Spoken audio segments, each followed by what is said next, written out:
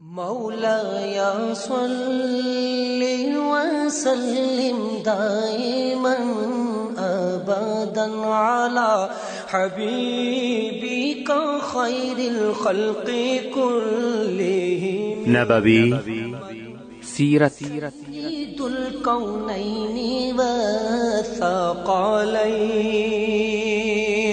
محمد په دې خبرونه کې به تاسو ته د رسول الله صلی الله علیه وسلم د ژوند حالات په تفصیل سره وړاندې شي.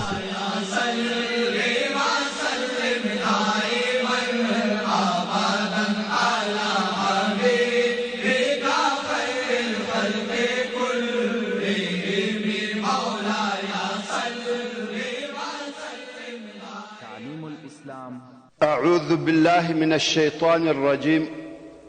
بسم الله الرحمن الرحيم. إن الحمد لله نحمده ونستعينه ونستغفره ونعوذ بالله من شرور أنفسنا ومن سيئات أعمالنا. من يهده الله فلا مضل له ومن يضلل فلن تجد له وليا مرشدا. اللهم أرنا الحق حقا وارزقنا اتباعه وأرنا الباطل باطلا وارزقنا اجتنابه. أما بعد، ورونو موږ هغه پیښه او واقعه بیانول چې ابو نائله د خپلو خبرو په مابین کې دا هم ورته وویل چې زما سره دغه زما د رایې او نظر نور ملګري هم شته او زه غواړم چې هغه هم تا ته راولم او ته یو څه خواړه پر خرڅ کې او مراعات یې هم وکړې. اوس نو په دغه خبرو کې محمد ابن مسلمه او ابو نائله د هغه خپل مقصد دپاره کامیابه شوه. هغه دا چې اوس دوی کولی سي چې وکعب ته د اسلحې سره ورسي او د ځانه سره ملګري هم ورسره بوځي، ځکه کعب هم د اسلحې په وړلو راضي سو هم د ملګرو په وروستلو. یوه شپه چې د سپوږمۍ په رڼا روښانه وه او دا د هجرت د 3 کال د ربیع الاول د میاشتې د 14 شپه وه. دغه ډله ورسول الله صلی الله علیه و آله وسلم ته سره راټوله سوه او د خپلې نقشې د عملي کولو اراده یې ورته بیان کړه. رسول الله صلی الله علیه و آله وسلم هم تر بقیع الغرقده پورې د دوی سره راووتی او بیا یې ورته وفرمایل په بسم الله سره رهیسي او الهي د دوی کومک وکړي. بیا نو رسول الله صلی الله علیه و آله وسلم خپل کور ته ولاړی او هلته لمونځ او د خپل رب سره مناجات کاوه. دغه 5 نفریزه ډله رهیس وه تر څو چې د کعب ابن الاشرف وقلا ته ورسېده. د قلا د باندې څخه ابو نائله ورغږ کړه. کعب ولاړ سو چې ورته راکښته سي. د کعب ښځه چې په دغه نږدې وختو کې یې غوښتې وه ورته وایي د شپې په دغه وخت کې ته چیرې ځې او ما داسې आवाज واورېدی لکه د هغه څخه چې وینې څڅېږي. کعب ویل دا زما ورور محمد ابن مسلمه او زما رضعي ورور ابو نائله دی او یو باعزته شجاع سړی که د چړو وهلو ته وغوښتل سي باید دغه دعوت قبول کړي. او بیا نو کعب په کبر او غرور د قلا څخه په داسې حال کې راکښته سو چې ډېر عطر یې استعمال کړی و او د سر د وریښتانو څخه خوشبویي پورته کېده. د کعب تر راوتلو د مخه ابو نائله خپلو ملګرو ته ویلې وه کم وخت چې کعب راسي زه تر وریښتانو نیسم او وریښتان یې بویوم. هر وخت چې تاسې په دې پوه سواست چې ما تر وریښتانو ښه ټینګ ونیوئ نو یې په تور وهئ. اوس چې کعب راکښته سو تر څه وخته یې د هلته خبرې سره وکړې او بیا ابو نائله ورته وویل یا ابن الاشرف نه غواړې چې شعب العجوز ته ولاړ سو او دغه پاته شپه هلته مجلس سره وکړو؟ کعب ویل ستاسې خوښه ده. نو سره رهیس وه. پر لارې ابو نائله ورته وایي تر دغه عطرو چې نن شپه تا وهلي دي خوشبویه عطر مې نه دي لیدلي. کعب د دې خبرې د اورېدلو سره په فخر وویل زما سره د عربو تر ټولو ښځو خوشبویه ښځه ده. ابو نائله ویل اجازه راکوې چې سر دې بوی کم؟ کعب ویل هو. ابو نائله لاس د ده په وریښتانو نه ایستی، د یې وریښتان بوی کړه او د ده ملګرو یې هم وریښتان بوی کړه. تر یو څه تګ وروسته ابو نائله ویل زه غواړم چې بیا دې وریښتان بوی کم. کعب وایي هو بویه که. د چې لاس په وریښتانو ورننه ایستی ټینګ یې تر وریښتانو ونیوی او پر ملګرو یې غږ کړه وهي دا د الله دشمن په دغه وخت کې د شاوخوا څخه په تورو ووهل سو، مګر دې تورو د کار وانه چاوه. محمد ابن مسلمه چې یو تبرزل ورسره و په هغه ووهه، څو دغه د الله دشمن ووژل سو. خو دغه وهلو سره کعب یو دونه لوی چغه وکړه چې شاوخوا ټول خلق واورېده، او داسې قلا نسو پاته چې پر هغه دی اور نسبل. خلقو د قلاو پر سرو اورونه بل کړه چې دا د جمع کېدو او آماده کېدو علامه و. د مسلمانانو 15 نفریزه ډله د مدینه منورې پر طرف رهیس و، خو په دغه نفرو کې حارث رضی الله تعالی عنه د خپل ملګرو په تورو زخمی شوی و او ویني ځنی بهیده. د خپل ملګرو تر شا پاتې سو. هغه نور ملګری چې حرة العریض ته ورسېده ویلي د چې حارث د دوی سره نسته، نو یو ساعت دالته انتظار ورته وکي څو هغه هم چې قرار په دوی پسې و را ورسېدی. حارث یې پر اوجو ور سره واخیستی څو و بقيع الغرقد ته ورسېده او هلته په لوړ आवाज تکبیر ووایه. رسول الله صلی الله علیه و آله وسلم د دوی تکبیر واورېدی او پوسو چې کعب یې وجلی. رسول الله صلی الله علیه و آله وسلم هم تکبیر ووایه. کم وخت چې اصحاب کرام ورسول الله صلی الله علیه و آله وسلم تور ورسېده، رسول الله صلی الله علیه و آله وسلم ورته فرمایل افلحت الوجوه، یعنی کامیاب اسولاست. دوی ویل ووجهك یا رسول الله، او دغه طاغي سر یې د رسول الله صلی الله علیه و آله وسلم په مخ کې پر مځکه ور وغورځاوه. رسول الله صلی الله علیه و آله وسلم د الله عز وجل حمد ووایه او د حارث پر زخم یې ورټکړه. هغه زخم ځای پر ځای جوړ سو او بیا یې هیڅ کله تکلیف ورنکړ.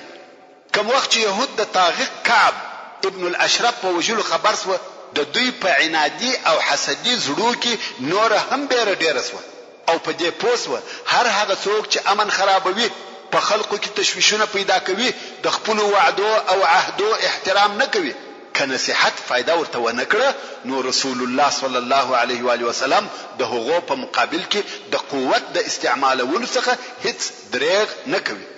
نو يهودو دغه خپل یاغي او طاغي مشر په وجلو هیڅ هم ونه ویل، بلکې نور هم آرام سو او پر خپل عهدو د وفا کولو اظهار کاوه. دغه افعی ماران په تلوار په خپل غارونه نه وتل چې په هغه کې خپل ځانونه پټ کړي. په دغه ډول سره رسول الله صلی الله علیه و آله وسلم تر یو څه وخت د داخلي خطرو څخه او هغه خارجي خطرو ته تر یو اندازې فارغ سو، کم چې تر مدینه منورې د باندې د پیښېدو توقع کېده. او مسلمانان د ډیرو هغه داخلي ستړیاو څخه هوساس و چې کله نا کله به ورته پیښېده. او په دغه وخت کې یعنی د بدر او احد په مابین کې د حضرت علی ابن ابي طالب رضی الله تعالی عنه واده د رسول الله صلی الله علیه و آله وسلم د لور حضرت فاطمه الزهرا رضی الله تعالی عنها سره وسو. او دا هغه مشرف ترين او مکرم ترين واده دی چې د رسول الله صلی الله علیه و آله وسلم د لور حضرت فاطمه الزهرا هغه چې په شرف او عزت کې بددي مثل ډیر لږوي د رسول الله صلی الله علیه و آله وسلم د اکاد زوی او هغه نږدې ملګری سره کیږي. اوس نو د فروع یا بحران د غزا بیان بدرته وک. ورون تاسو ته معلومه ده چې د هجرت دریم کال داخل سو. نو د هجرت د دریم کال د ربيع الاخر په میاشت کې رسول الله صلی الله علیه و آله وسلم په یو بل جنگي دوره د 300 نفرو اصحاب کرامو په ملګرتیا د مدینه منورې او جنوبي طرف ته د قریشو و یوې قافلې ته چې د یمن څخه را رهیوه وروته، چې دغه مځکه ته بحران ویل کیږي او د فروع په منطقه کې واقع ده. څنګه چې قافله د مخه تیر شوی و نو جنگ ونسو، خو د رسول الله صلی الله علیه و آله وسلم دغه وتلو په سبب کې روایتونه مختلف دي. څوک وایي چې د قریشو قافلې ته ورتلیو او څوک وایي چې رسول الله صلی الله علیه و آله وسلم ته خبر ورسېدی چې بني سلیم د مسلمانانو د جنگ لپاره سره جمع شوي دي. نو رسول الله صلی الله علیه و آله وسلم د هغو تر حمله د مخ وروتی. بني سلیم چې د رسول الله صلی الله علیه و آله وسلم پورتک خبر سو سره و پاشل سو او لاړ. خو اول روایت صحیح دی، ځکه د بني سلیم کورونه د فروع و طرف ته نه دي، بلکې بني سلیم په نجد کې پراته و. بیانو د زید ابن حارثه رضی الله تعالی عنه سریه یا ټولی دغه سریه هغه آخرنی او کامیاب ترینه واقعه ده چې د هجرت د دریم کال د جمادی الاخر په میاشت کې د احد تر غزا د مخه پیښه شوه. ورونو د بدر تر غزا وروسته و قریش ته لوی تکلیف او تشویش پیښ شو، ځکه قریشو نه صنعت درلودي نه زراعت، نو د دوی ټول ژوند په تجارت سره و او مهم تجارت یې د شام و طرف ته و. خو مدینه منوره د شام په لار کې ده، یعنی مدینه منوره د مکه مکرمه او شام په مابین کې پرته ده. اوس نو قریش خپل قافلې په بیغمه زړه نسي لېږلی، ځکه قافله باید خامخا د مدینه منورې پر لار تیر شي او هلته یې مسلمانان راګرځوي. نو خود قریش په غم او تشویش کې دي. صفوان ابن امیه هغه چې ورور او پلار په بدر کې ووژل شو. قریش دغه صفوان دغه کال د تجارتي قافلو د مشرتوب لپاره انتخاب کړ.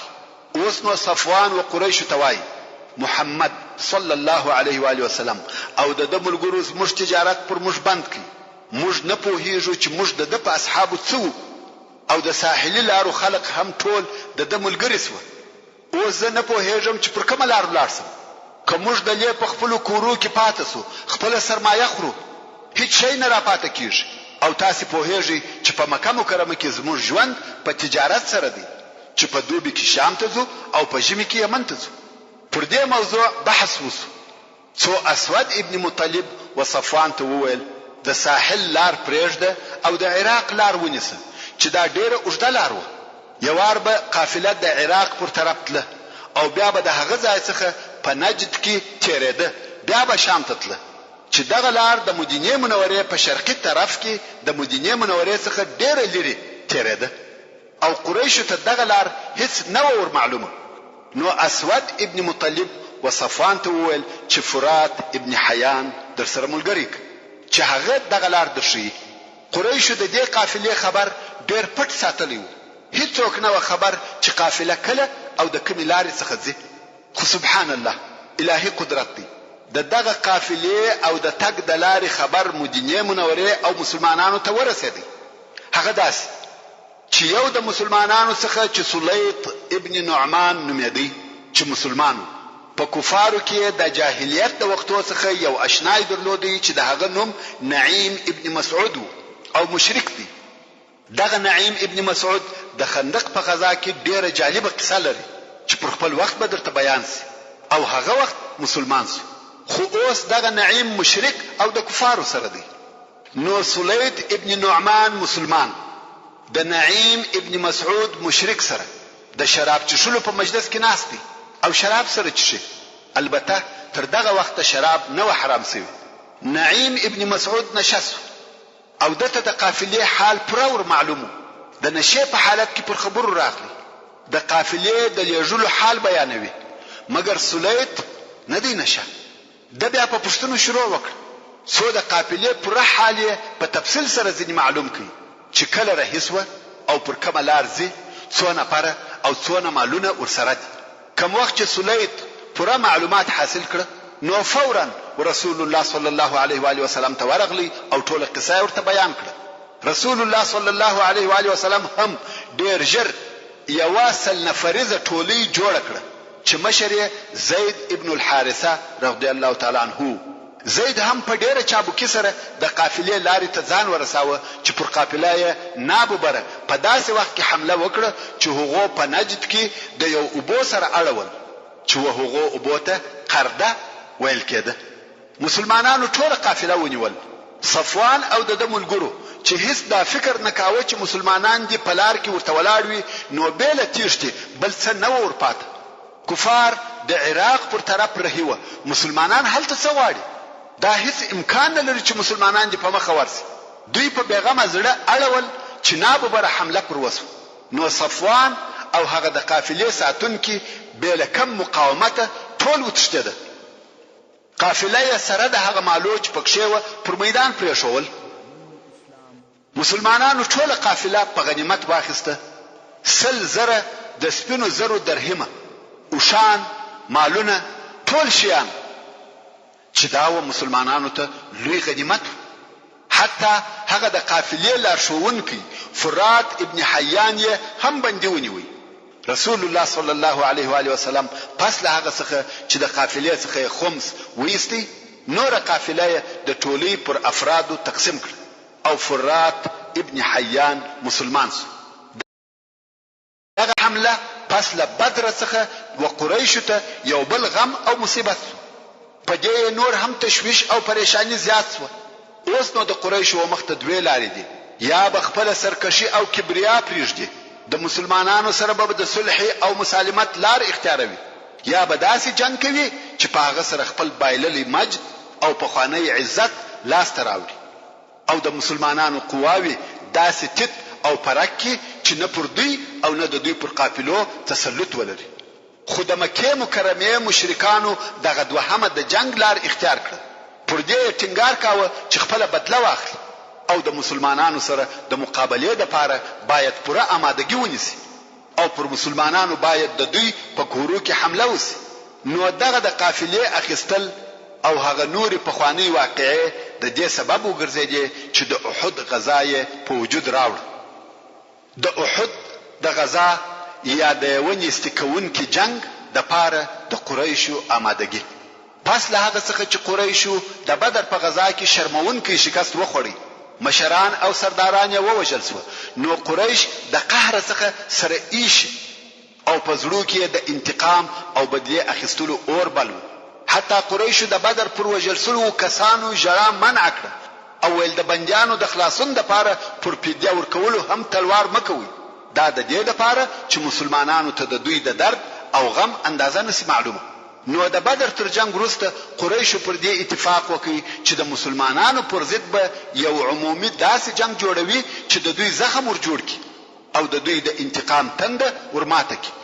نو یې دغه سي جنگ د پاره د تیاری او آمادګۍ په نیولو شروع وکړ. د قریشو په مشرانو کې عکرمه ابن ابي جهل، صفوان ابن امیه، ابو سفیان ابن حرب، عبد الله ابن ابي ربيعه هغه کسان و چې د جنگ کولو د پاره په ډیر شوق او حماس کې او دغه جنگ د کامیاب کولو د پاره هغه اول کار چې دوی وکي هغه داو کما قافله چې ابو سفیان د مسلمانانو د حمله څخه خلاص کړه او د بدر د جنگ سبب وګرځیده، د مشرکانو مشرانو هغه قافله د ځان سره وساتل او د هغه و مالکانو یا هو کسانو ته چې په دغه قافله کې حصہ درلوده وویل: یا معشر قریش، محمد صلی الله علیه و آله وسلم ستاسو سره ظلم وکي، ستاسو سرداران او مشران یې ووجل، په دغه مال سره د جنگ د پاره زموږ کومک وکي، شاید چې موږ خپل انتقام او بدله واخلو. هغه هم دا قبول کړ. اوس نو دغه قافله چې زر اوشه پکښې و او د سرو زرو 50,000 دینار یې د مالو قیمت وو، دا ټوله دراتلونکي جنگ د پاره کښېښول شو. الله عز وجل د سورة الانفال په 14 نمبر آیات کې فرمایي: ان الذين كفروا ينفقون اموالهم ليصدوا عن سبيل الله فسينفقونها ثم تكون عليهم حسرة ثم يغلبون. یعنی بشک هغه کسان چې کافران دي خپل مالونه د دې لپاره مصرفوي چې خلق د الله جل جلاله د دین او لار څخه منع کړي. ژر چې دوی به دغه مالونه د دغه مقصد لپاره مصرف کړي، خو دغه مصرفول به د دوی لپاره یو حسرت او پښیمانی وي، ځکه مالونه به مصرف شي او مقصد به په حاصل نشي او بیا به په آخر کې هم دوی مغلوب شي. پس له هغه څخه چې دغه تجارتي مالونه یې د راتلونکي جنگ د لپاره تخصیص کړه، نور هم د خدای هست موضوع شروع شو او خلق هم پوره مالی کومک وکړي. دا خو مالی او مادي حالت وو چې ډېر ښه مخ ته ولاړی. بیا نو قریشو د شاوخوا په ټولو قبایلو کې لکه د احابیش قبیله، کنانه او اهل تهامه، نجد او غطفان کې اعلان وکړي: هر څوک چې زموږ په ملګرتیا د مسلمانانو سره په جنگ کې حصہ اخلي هغه کولای شي چې راسي. یوازې دا نه چې اعلان یې وکړي بلکې په خپل ابو سفیان و غطفان ته ورغلی. هغه غطفان چې رسول الله صلی الله علیه و آله وسلم حمله پر کړې و او موږ یې لږ د مخه بیان درته وکړي. غطفان هم نفر ورکړه چې په دې جنگ کې د ابو سفیان کومک وکړي او بیا ابو سفیان د حبشان و قبیله ته ورغلی. هغه هم د نفرو کومک ورسره وکړ. ابو سفیان د هر چا څخه کومک غواړي او د هر ځای څخه نفر راټولوي.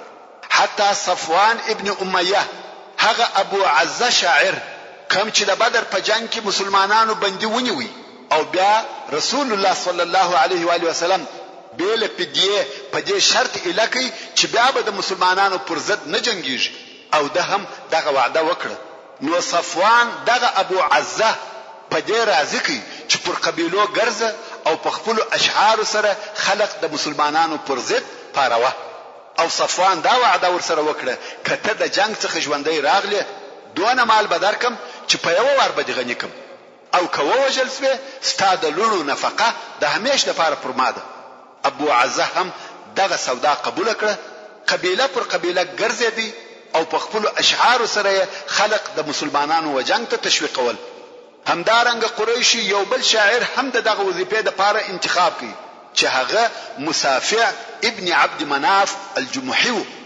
په خپل ابو سفیان پس له هغه څخه چې د سویق د غزا څخه په خالی لاس راغلی په عوض د دې چې مسلمانانو ته ضرر او تاوان ورسوي د خپل ډیر غذایی مواد پر لارې وغورځول او بیا تر هغه وروسته چې د زید ابن حارثه رضی الله تعالی عنہ د ټولۍ په سبب و قریش ته هغه مالی تاوان ورسېدی چې د دوی د اقتصاد ملای ورماته کړه. په دې کارو ابو سفیان او د قریشو نور مشرانو ته دون غم او تشویش پیښ وو چې اندازې نسی بیانېدلای.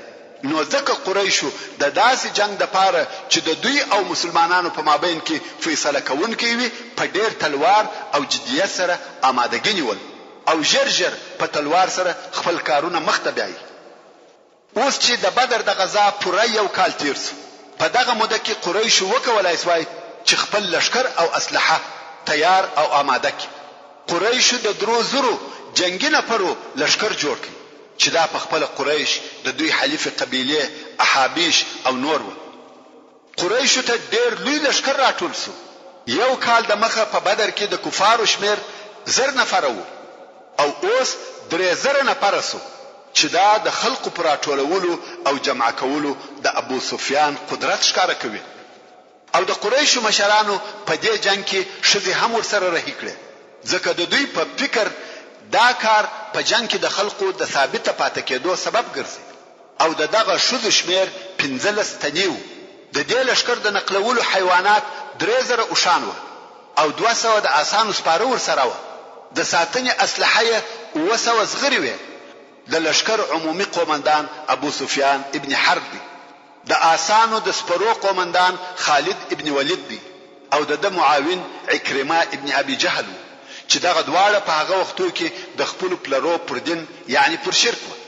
د مکه مکرمه دغه لوی او مسلح لشکر پس له دغه ټولو تیاریو څخه د مدینه منورې پر طرف حرکت وکړي. په خواني انتقام او کامل غضب دغه لشکر په زړه کې د بغض او عناد ورونه بل کړي و.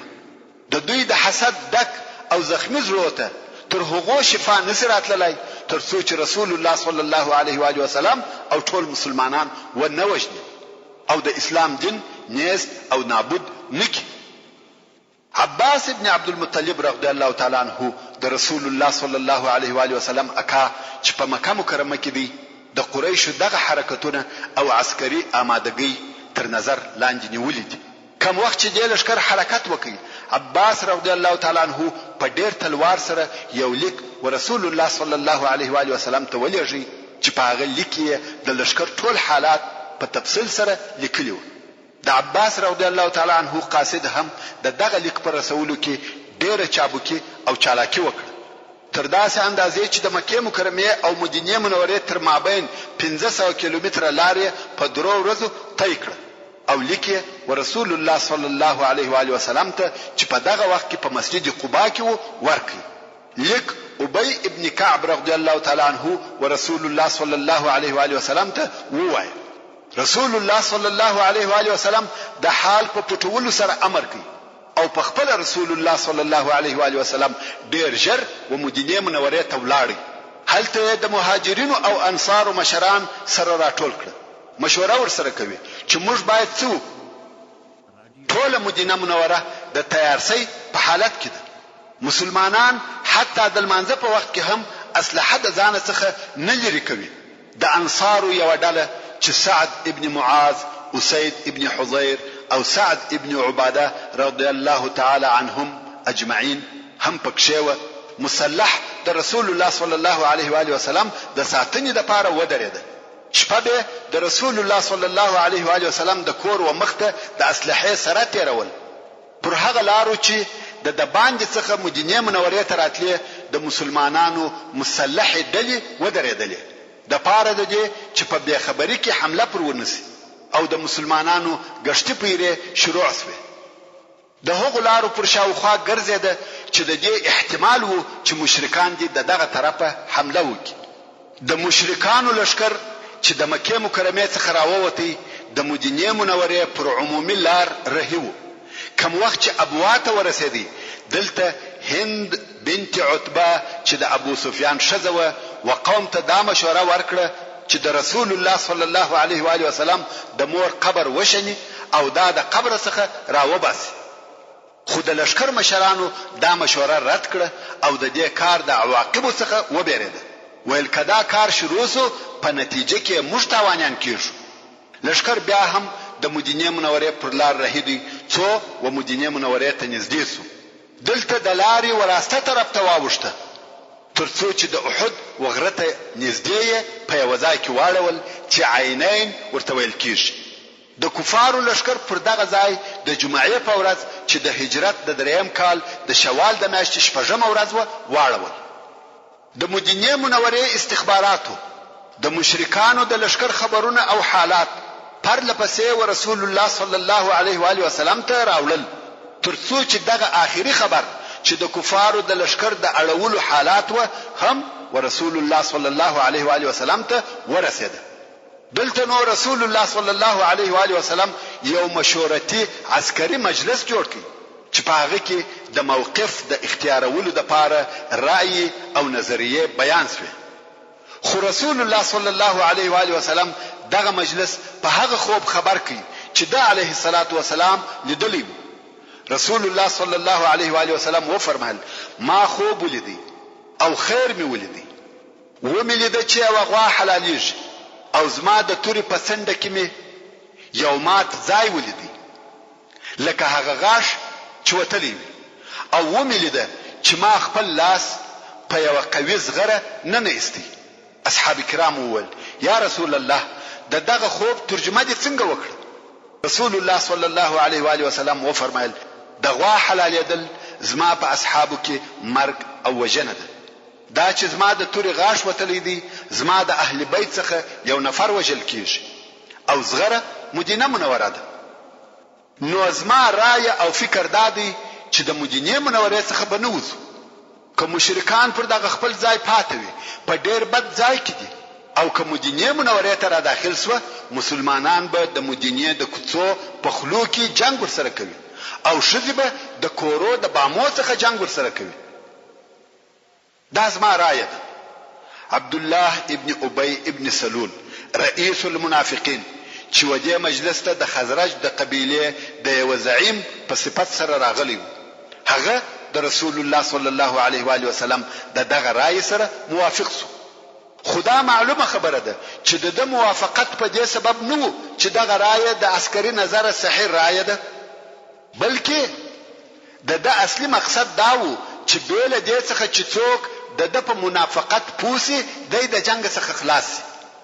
نو د الله جل جلاله دا اراده و چې دی او د ملګری د اول وار د پاره د مسلمانانو په حضور کې رسوا او شرمنده کی او د دوی څخه هغه پرده ایسته کی چې دوی په هغه سره خپل کفر او نفاق پټاوه او مسلمانان د ډیره سختی په حالت کې هغه افعماران و پیژني یا هغه شاماران و پیژني چې د دوی په لستونو او کالو کې ګرځیدل.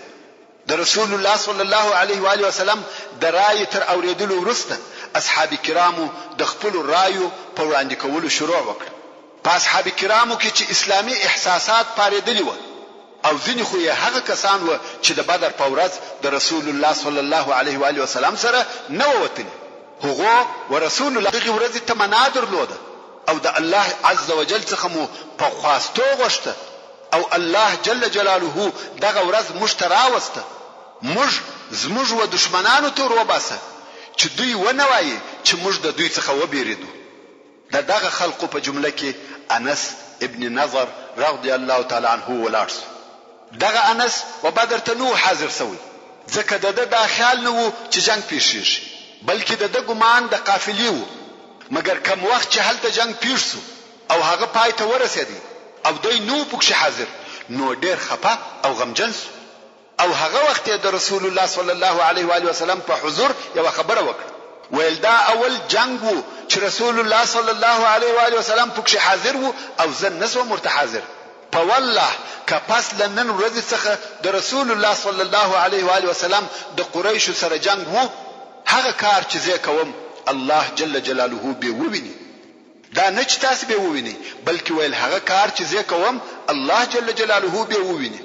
اوس چې قریش راغله او د احد سره یې واړول، د احساس او حماس و جنگ ته ایشي او غواړي چې هغه خپل وعده پر ځای کړي. ویل یا رسول الله و کفارو ته وروزو. دغه متحمسینو په مقدمه کې حمزه ابن عبد المطلب رضی الله تعالی عنه د رسول الله صلی الله علیه و آله وسلم اکاو، هغه چې د توري جوهر او هنر یې په بدر کې ښکاره شو. هغه ورسول الله صلی الله علیه و آله وسلم ته ویل قسم می دې په هغه ذات وي چې پورته کتاب نازل کړی دی چې تر هغه به خواړه و نه خورم ترڅو تر مدینه د باندې په خپل توره د دوی سرونه و نه وهم. د ډیرو صحابه کرامو رایه دا و چې باید وروزو، ځکه که موږ په مدینه کې کښېنستو کفار به وایي چې مسلمانان وبېرېدل. نو رسول الله صلی الله علیه و آله وسلم د رایو د اغلبیت په مقابل کې خپل رایه او نظر پرېښاوه او پر دې فیصله وسوه چې د مدینې منورې څخه وروزو او په ښکاره میدان کې ورسره جنګیږو. د رسول الله صلی الله علیه و آله وسلم په امامت د جمعې لمونځ ادا شو. رسول الله صلی الله علیه و آله وسلم و خلق ته نصیحت وکړي، په جد او جهد سره امر کړ او یې فرمایل کوم صبر وکړي کامیابی ستاسو ده. او خلق یې امر کړ چې د دشمن د مقابله لپاره تیار او آماده شي. خلق په دې امر سره ډیر خوشاله شو. بیا د رسول الله صلی الله علیه و آله وسلم په امامت د مازیګر لمونځ ادا شو. په دغه وخت کې مسلمانان سره راټول شوي دي. رسول الله صلی الله علیه و آله وسلم د خپل دوه ملګرو ابو بکر او عمر رضی الله تعالی عنهما په ملګرتیا کور ته ننوتی. خپل اسلحه را واخسته، دوی زغری واغسته، یعنی یو پر بل سربېره، چې د دې څخه دا معلومیږي چې جنگ به ډیر شدید او خطرناک وي. خول یې په سر واغستی. خول د اوسپنې د زنجیرانو څخه جوړیږي چې سر او غاړه پکښې پټ وي. توره یې په ځان وځړول او بیا نو خلقو ته راووتی. په دغه وخت کې چې رسول الله صلی الله علیه و آله وسلم د نن په کور کې د اسلحې په اغوستلو او را اخیستلو مشغول وو او هلته تر کور د باندې خلق د صلی الله علیه و آله وسلم د راوتلو په انتظار ولاړ و او په دغه باره کې خبرې سره کولې چې موږ ولې رسول الله صلی الله علیه و آله وسلم ووتلو ته مجبور کړ. چې د هغې جملې څخه سعد ابن معاذ او اسید ابن حضیر رضی الله تعالی عنهما و چې وخلق ته ویل رسول الله صلی الله علیه و آله وسلم د وتلو اراده نه درلوده او موږ ووتلو ته مجبور کړ. دا مو شکار ونه کړ، موږ باید داسې نه وای کړی. ټول پر دغه خپل کار پښیمانه دي او وايي خبره ورسول الله صلی الله علیه و آله وسلم ته پرېږدي. کوم وخت چې رسول الله صلی الله علیه و آله وسلم د کور راووتی، دوی ورته وویل یا رسول الله موږ دا حق نه درلودی چې ستا مخالفت وکړو. څرنګه چې ستا خوښه وي هغسې وکړه. که دې دا خوښه وي چې په مدینه کې پاته سو پاته به سو، ستا د رایې څخه مخالفت نه کوو.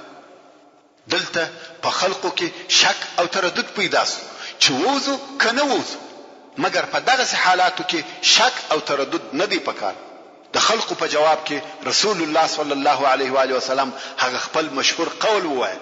رسول الله صلی الله علیه و آله وسلم وفرمایل یو نبی لره دا نشایي چې د جنگ لباس واغوندي او بیا یې بیرته وکاږي ترڅو چې الله جل جلاله د او د دشمنانو تر مابین فیصله نوي کړي. خبره فیصله سوه، نور نو شک او تردد نه دی پکار. کوم وخت چې انسان د یو شي قصد او عزم وکړي، نور نو پر الله جل جلاله توکل کوي او په هغه کار شروع کوي. الله عز وجل د سورة آل عمران په 159 نمبر آیات کې فرمایي فاذا عزمت فتوکل علی الله یعنی کوم وخت چې د یو کار د عملي کولو ټینګه اراده وکړي نو پر الله جل جلاله توکل وکړه او په هغه کار شروع